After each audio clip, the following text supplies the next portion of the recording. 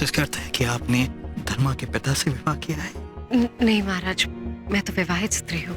मैंने धर्मा के पिता से विवाह नहीं किया। अब ये क्या कह रही हैं? मुझे कुछ भी समझ में नहीं आ रहा। आप कह रही हैं कि आपने धर्मा के पिता से विवाह नहीं किया है। आप कह रही हैं कि धर्मा के नाना आपके पिता नहीं। देखिए, या तो आप मुझसे असत्य कह रही हैं या फिर आप कुछ छुपाने का प्रयास कर रही हैं नंदिनी।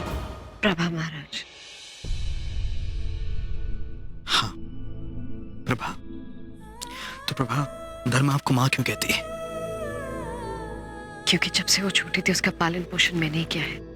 धर्मा की सगी माँ प्रभा, वो उसको जन्म देते समय स्वर्ग से धार गई। इसीलिए धर्मा के नाना जी ने मुझे उसकी सगी माँ का नाम प्रभा दे दिया। तो फिर कौन है आप?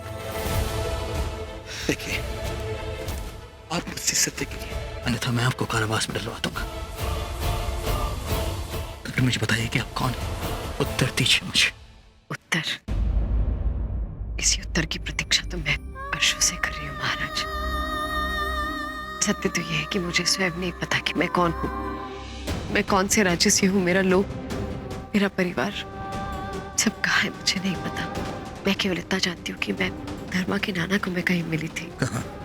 उतना तो उन्होंने नहीं बताया, परंतु बाबा ने कहा था कि मैं उन्हें किसी पर्वत के पास अचेत अवस्था में मिली थी। जब मुझे होश आया तो मेरी स्मृति खो चुकी थी। वो एक दिन था और आज एक दिन है। इतने वर्ष बीत के मैं केवल प्रयास ही कर रही हूँ, परंतु आज भी मुझे कुछ भी स्मरण नहीं आता। कितने वर्षों से प्रतीक्षा कर रही हूँ मैं अपने पति की,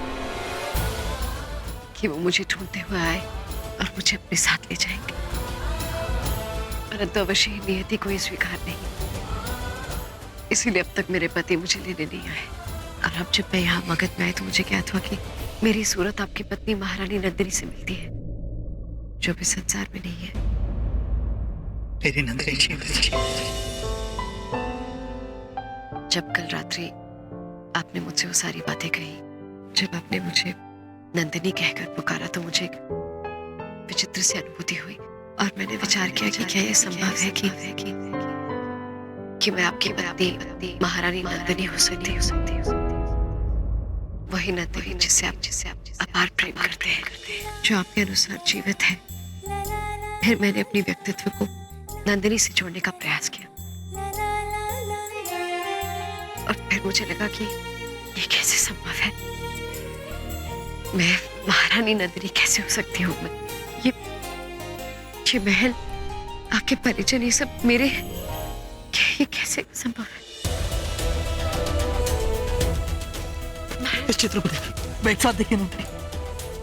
अपनी पुस्तकों को देखिए, हमारे चित्र को देखिए, ये झूला देखिए। क्या आप इसे भूल गई? क्या आपको याद नहीं कि आप किस बात की बिंदुसार को किसने सुलाया करते थे? कि जब मैं बिंदुसार की नींद में विघ्न डालता था, मुझे डांटते। ये सब देखिए ना, ये देखिए, अपने वस्त्रों को देखिए, कैसे भूल सकती हैं? अपने गहनों को देखिए, ये तलवार कैसे भूल गई आप? आप इसे भूल कैसे सकते हैं? आपको याद नहीं कि किस भांति आपने इससे मुझ पर आक्रमण किया था नारी? बस महाराज, मुझे याद नहीं कि मैं आपकी पत्नी महारानी नंदिनी हुई या नहीं, परंतु ये सभी वस्तुएं, ये सभी गहने आभूषण, इनसे मुझे दूर दूर तक कोई संबंध महसूस नहीं होता। तो फिर कोई ना कोई कारण तो अवश्य होगा नंदिनी, से हम पता लगा सकें कि आप मेरी पत्नी नंदिनी है या नहीं। इस प्रश्न का उत्तर तो केवल बाबा ही दे सकते हैं। ठीक है, तो फिर हम शीघ्र चंपानगर जाएंगे, क्योंकि मेरा हृदय तो जानता है कि आप ही नंदिनी, परंतु आपकी तसल्ली के लिए हम वहां जाएंगे और पता लगाएंगे कि आप मेरी पत्नी नंदिनी हैं या नहीं। पाया जो तुमको ऐसा लगा। बहुत हो गया धर्मा। बिंदुसार को यह बात बताना अत्यंत आवश्यक हो चुका है कि हम आपसे विवाह करने वाले, महारानी बनने वाली हैं आप चंपानगर की। महल में बाकी लोगों की भांति उसे आपके साथ भी सम्मान से बात करनी होगी। नहीं राजकुमार, बस कुछ ही समय की बात है।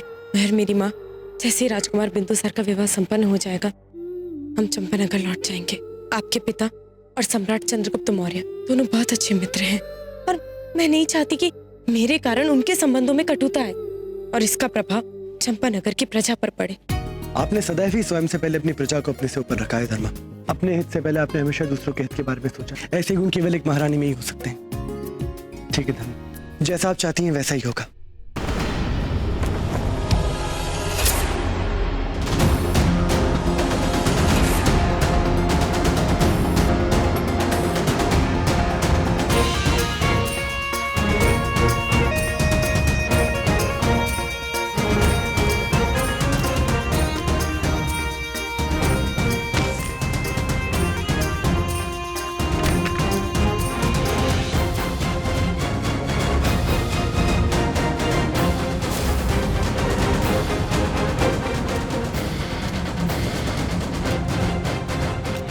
तो निशाना लगा रहे थे, वो तो ये धर्मा बीच में आ गई। यदि आपका निशाना जरा सा भी चूक जाता तो ये तीर धर्मा को लग सकता था। राजकुमार, लगा तो नहीं ना? हमारे कमान से निकला तीर हमारी अनुमति के बिना किसी को नहीं लग सकता। तीर छोड़ने से पूर्व हमें यह ज्ञात होता है कि हमारा शिकार कौन है और कौन नहीं।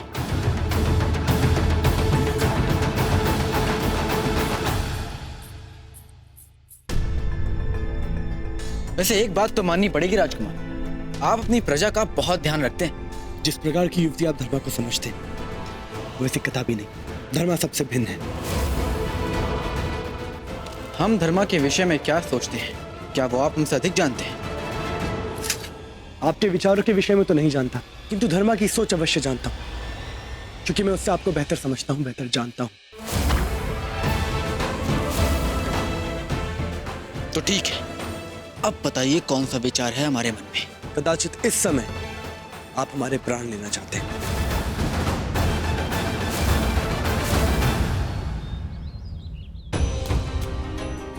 पापा, प्रभा, तुम यहाँ इस प्रकार? सब ठीक तो है ना? क्या धर्मा भी तुम्हारे साथ आई है? महाराज, महाराज, प्रणाम महाराज। आइए, आइए, विराजिए, आइए, आइए।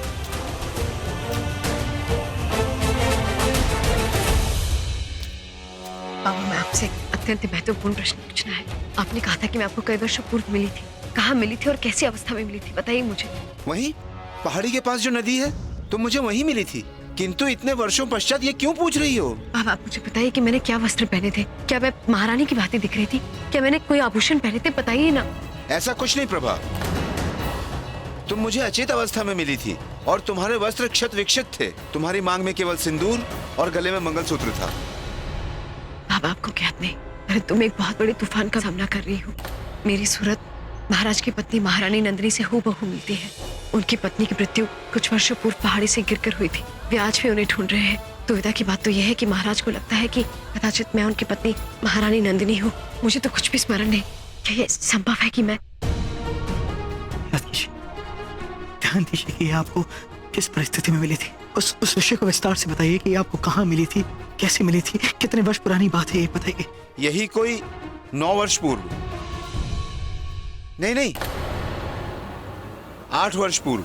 9 वर्ष या 8 वर्ष पूर्व?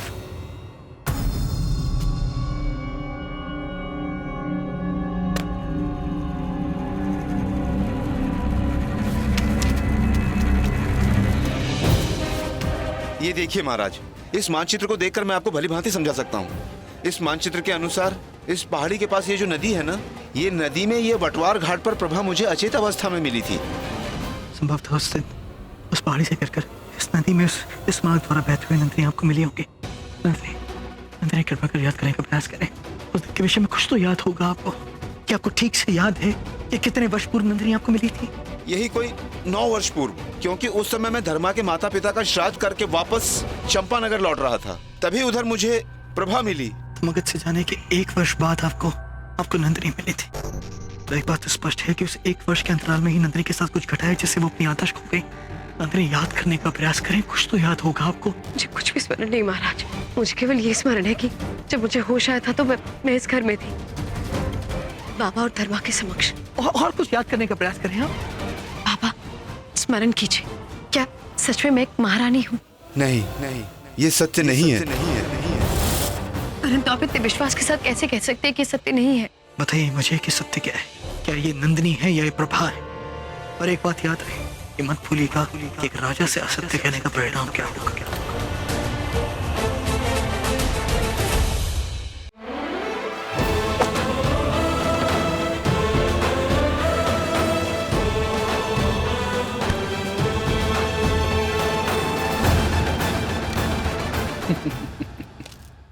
नहीं राजस, हम चाहें भी ना तब भी आपको किसी भी प्रकार की हानि नहीं पहुंचा सकते। किंतु हाँ, आप हमारे मन की बात नहीं समझ सकते। यहाँ आप गलत साबित हो गए। और वैसे भी आप हमारे सबसे प्रिय मित्र, हम आपको भला हानि क्यों पहुंचाएंगे?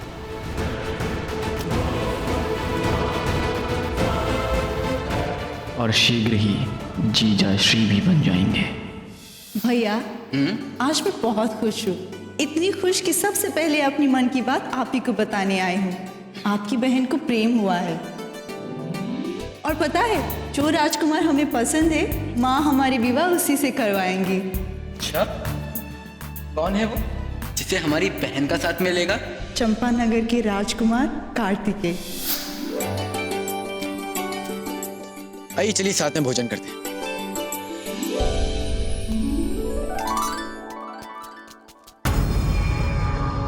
मुझे क्षमा कर देना प्रभा, मैं इतने वर्षों तक चुप रहा। मैं तुमसे एक सत्य इतने वर्षों तक छुपाए रखा। महाराज, प्रभा को वही ज्ञात है जो मैंने उसे बताया। प्रभा को पूर्ण सत्य ज्ञात नहीं है। बस इतना कह सकता हूँ, मैंने वहां से प्रभा को उठाया अवश्य था, किंतु मैं ये भी जानता हूँ किस व्यक्ति ने प्रभा को वहां उस अचेत अवस्था को भुगतने के लिए छोड़ दिया था। आप लोग सोच रहे होंगे मैंने इतना बड़ा सत्य आप लोगों से क्यों छुपाया। उसका कारण है प्रभा का पति, वो व्यक्ति जिसका निर्दयता से हर रोज परिचय होता था। नहीं, यह असंभव है। इनका और कोई पति नहीं हो सकता। ये मेरी नंदिनी। देखिए, इनका चेहरा नंदिनी से मिलता है। ये नंदिनी की तरह बात करती हैं। इनका हाव भाव, इनका व्यवहार नंदिनी की भांति है। ये मेरी नंदिनी है। अवश्य ही उस एक वर्ष के अंतराल में ये उस व्यक्ति से मिली होंगी। क्षमा कीजिए महाराज, प्रभा निसंदेह ही आपकी पत्नी की भांति नजर आती है, किंतु आपकी पत्नी नहीं है। इस संसार में सबका कोई ना कोई हमशक्ल होता है, और प्रभा आपकी पत्नी नंदिनी की हमशक्ल है, किंतु आपकी पत्नी नहीं। प्रभा एक ऐसे व्यक्ति की पत्नी थी जो अत्यंत निर्दयी और कठोर था। जब आपको मेरे जीवन के विषय में इतना बड़ा सत्य ज्ञात था, आपने मुझे बताया क्यों नहीं? आपने क्यों छिपाए रखा? ये बात बताइए मुझे। किस लिए बताता? क्या लाभ होता ये सत्य बताने पर तुमको? क्या बताता? यही कि जिस व्यक्ति से तुम्हारा विवाह हुआ था वो तुम्हारे योग्य ही नहीं था, तुमको पीड़ा देता था, ये बताता? या फिर ये बताता कि तुम मुझे जिस अवस्था में मिली थी उस अवस्था को देखकर ऐसा प्रतीत हो रहा था जैसे कि तुम्हें यातनाएं दी गई हो। यदि उस व्यक्ति को ज्ञात हो गया कि तुम जीवित हो तो न जाने क्या होगा। कौन है वो व्यक्ति? क्षमा महाराज, मैं इससे अधिक आपको और कुछ नहीं बता सकता। मैं एक ब्राह्मण हूँ और मैंने वचन लिया है कि प्रभा के विषय में मैं कोई संकट मोल नहीं लूंगा, पर यह कह सकता हूँ कि निश्चित ही आपकी पत्नी नंदिनी नहीं है। पापा, इसका अर्थ है कि आपको मेरे बीते हुए कल के बारे में सब कुछ याद है। आपको पता है कि मेरा पति यही कहीं है, इसी नगर में है, मेरा परिवार। मैं उनसे मिलना चाहती हूँ पापा, उनसे एक बार मिलना चाहती हूँ। प्रभा, क्या तुम ये नहीं देख सकती उस व्यक्ति को अपने जीवन में तुम्हारी कोई आवश्यकता नहीं है? किंतु मेरे लिए जानना अति आवश्यक है कि ये मेरी नंदिनी है या नहीं। ये कौन है, कि किस गांव से आई है? अब बस मुझे इस व्यक्ति का नाम बताएं। नहीं महाराज, ये मैं कदापि नहीं कर पाऊंगा। प्रभा, मैंने तुम्हें नया जीवन दिया है, अपनी पुत्री का नाम दिया, इसलिए नहीं दिया कि तुम फिर से उसी निर्दय व्यक्ति के वश में आ जाओ। मैं तुम्हारा जीवन संकट में पड़ते हुए नहीं देख सकता हूँ पुत्री।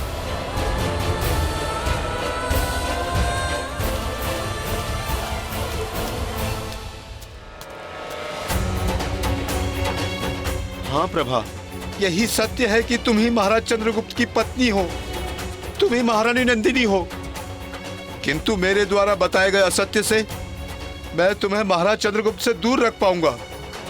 इस जीवन में तुम दोनों कदापि एक नहीं हो सकते।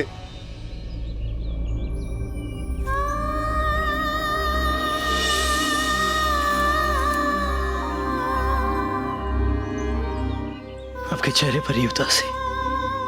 महाराज, मैं नहीं जानती कि अभी मेरे जीवन में और कितनी प्रतीक्षा करनी बाकी है। इतने वर्षों से बाबा को ये ज्ञात था कि मेरे एक पति हैं, परंतु आश्चर्य की बात तो ये कि आज इस जानकारी के पश्चात भी मैं शून्य हूँ। मुझे आज भी नहीं ज्ञात कि मेरी पहचान क्या है। जानते हैं महाराज, जब आपने मुझे नंदिनी कहकर पुकारा तो एक क्षण के लिए मेरे मन में एक आशा की किरण जाग उठी। मुझे लगा कदाचित आप सही कह रहे हैं कि मैं आपकी नंदिनी हूँ और मेरे जीवन का रहस्य सुलझ गया, मेरे जीवन से प्रश्न चिन्ह हट गया। परंतु मुझे अब भी ज्ञात नहीं कि मेरा पति कौन है। मैं किसी की पत्नी थी या किसी की उपपत्नी थी, या केवल एक ऐसी स्त्री थी जिस पर उसका पति अत्याचार करता था, उस पर यातनाएं करता था, या फिर मेरे माता पिता मुझ पर यातनाएं करते थे। और उस परिस्थिति में बाकी उस व्यक्ति ने मेरी रक्षा की। मैं जानना चाहती हूँ महाराज, क्या हुआ था मेरे साथ? परंतु मेरी विवशता देखिए, मैं इतनी असहाय हूँ कि मैं एक ब्राह्मण को उनका वचन भंग करने के लिए भी नहीं कह सकती। हर रात्रि अपने मंगलसूत्रों को पकड़कर उस चंद्रमा की ओर देखकर ही उम्मीद करती रहती थी मेरे पति आएंगे, मुझे ढूंढते हुए आएंगे और मुझे ले जाएंगे। कितनी मूर्ख थी मैं, मुझे तो ये ख्याल भी नहीं था कि उनके मन में मेरे लिए कोई प्रेम ही नहीं, मैं उनके लिए केवल एक आनंद की वस्तु थी। महाराज, आपकी पत्नी आपके साथ नहीं है, परंतु कम से कम आपको ये स्पष्ट तो है, आपको ज्ञात है कि मैं आपकी पत्नी नहीं हूँ। मैं धन्य हूँ महाराज, आपका ये रूप देखकर कि आप अपनी पत्नी से इतनी निष्ठा के साथ, इतना पवित्र, इतना अटूट प्रेम करते हैं, एक राजा होते हुए भी। अब मेरे जीवन में न पति है न प्रेम। एक रहस्य ने मुझे बिल्कुल अकेला कर दिया महाराज, बिल्कुल अकेला।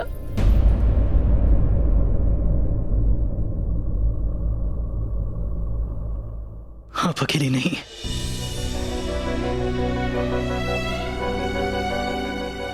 देखिए, बात मैं नहीं चाहता हूं कि अब कौन है, कहां से आएगी, तो आप ये बात ना भूलें कि आपकी एक बेटी भी है धर्मा, जो कि बहुत होनहार है, जो कि आपको मां बोलती है। यदि आपको याद होगा तो ये बात आप ही ने मुझे कही थी कि संसार में माता पिता का प्रेम अपने संतान के प्रति सबसे बड़ा होता है। तो और किसी और के लिए ना सही, कम से कम अपनी पुत्री के लिए, अपनी होनहार पुत्री के लिए आप महल वापस चल पड़ी, जिसे आपकी आवश्यकता है। और देखिए, यदि आप चाहें तो इस बार महल में घूंघट ओढ़े रह सकती हैं, ताकि किसी और को इस बात का भ्रम ना हो, किसी और को यह ना लगे कि आप नंदिनी हैं। किंतु मैं कौन हूँ महाराज? कौन हूँ मैं? कौन?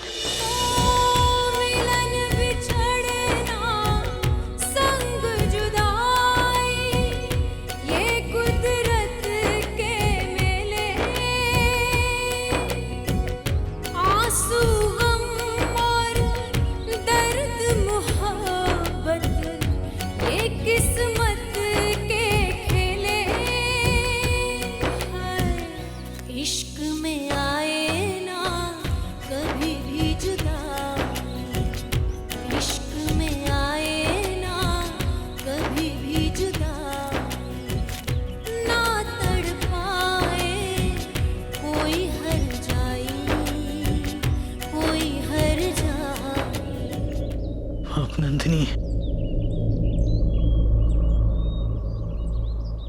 केवल मेरी नंदिनी। मैं नहीं जानता कि इस बात का विश्वास मैं आपको कैसे कराऊंगा, परंतु सत्य यही है कि आप मेरी नंदिनी हैं, क्योंकि मेरी नंदिनी की आंखों में भी आंसू आते थे, तब मेरी आंखें भी नम हो जाती थी। और यदि आप मेरी नंदिनी ना होती तो आज मेरी आंखें नम नहीं होती।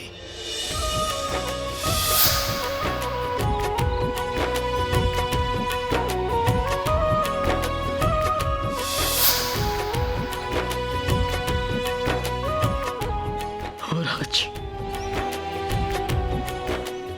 आज मेरी नाक से बहते आंसू साक्ष्य हैं इस बात के कि आप मेरी पत्नी नंदिनी हो।